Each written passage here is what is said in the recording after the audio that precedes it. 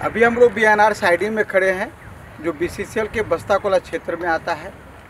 इस साइडिंग से बस्ताकोला क्षेत्र और कुसुंडा क्षेत्र के कुछ माइंस का रेलवे साइडिंग के द्वारा कोयला डिस्पैच किया जाता है। यहाँ पर दोनों ही क्षेत्र के कुछ माइंस का कोयले का क्रश करके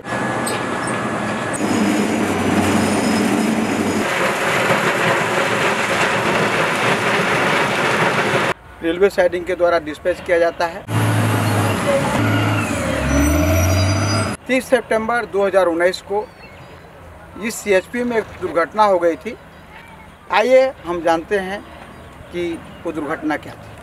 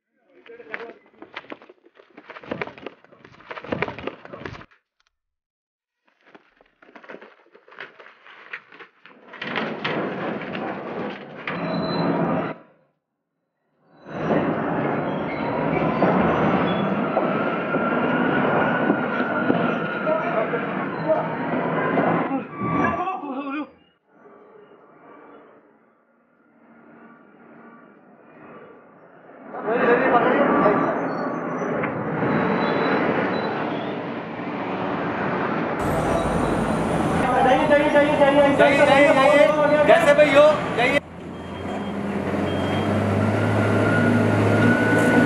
देखा आपने बैद्यनाथ राम, जो यहाँ पर टीचर के रूप में कार्यरत थे। 30 सितंबर 2019 को इसकी जनरल सीट में ड्यूटी थी। लगभग 2 बजे, दोपहर 2 बजे वो अकेले ही यहाँ पर आते हैं। जब सीएचपी का ये बेल्ट हमारा चल रहा होता है, जबकि उसे हेल्पर भी दिया गया था, बिना अपने सुपीरियर ऑफिसर को बताए हुए, बिना अपना हेल्पर को ले ये यहाँ पर अकेले चले आते हैं। फिर यहाँ आने के बाद यहाँ पर किसी तरह से ठेस लग कर गिर जाते हैं। लेफ्ट साइड में यहाँ पर चोट लगती है, फिर वो दाएं तरफ टकरा करके यहाँ पर गिर जाते हैं और वो बेहोश हो जाते हैं। किसी तरह से उसके हेल्पर को पता चलता है, वो यहाँ पर आते हैं। फिर अपने सहयोगी को बुलाकर उसे फिर यहाँ से उठा कर ले जाया जाता है। फिर एम्बुलेंस बुलाकर उसे सेंट्रल हॉस्पिटल ले जाया जाता है।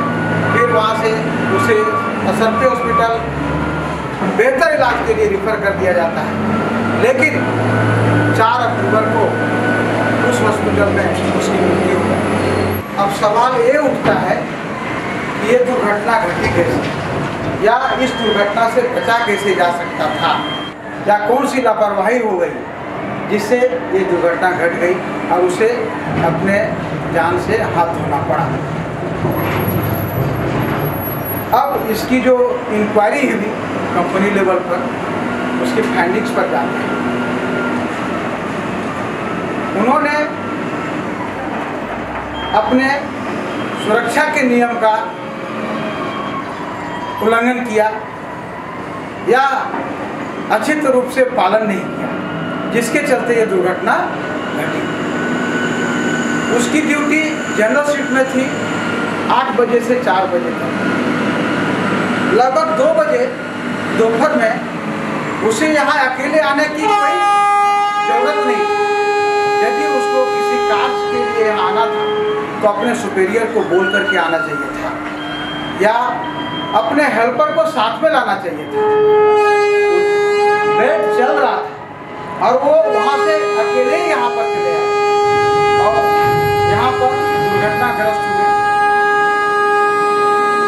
साथ ही अपने प्रबंधन के द्वारा जो उसको पीपी मतलब हेलमेट, माइनिंग सूट और ग्लोव्स लेकर जो दिया जाता है, उसका सही रूप से शायद उन्होंने उपयोग नहीं किया।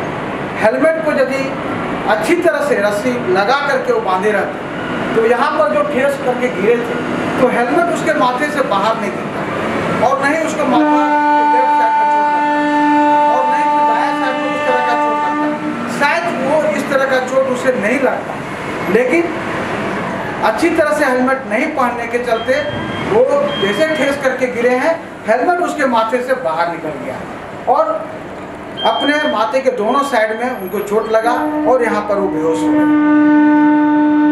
अब फर्दर फाइंडिंग्स में कुछ रिकमेंडेशंस आए हैं, उसमें स्पष्ट रूप से कहा गया है कि यदि पीपी आपको दिया गया है तो उसका सही रूप से उपयोग करिए, जिससे आप दुर्घटना से बच सकते हैं, जान माल के खतरा से बच सकते हैं। साथ ही स्पष्ट रूप से कहा गया कि प्रबंधन के द्वारा जो आपको सेफ्टी गजट दिया गया, हेलमेट, जूता या प्रोटेक्शन जैकेट, उसका सही रूप से उपयोग करें।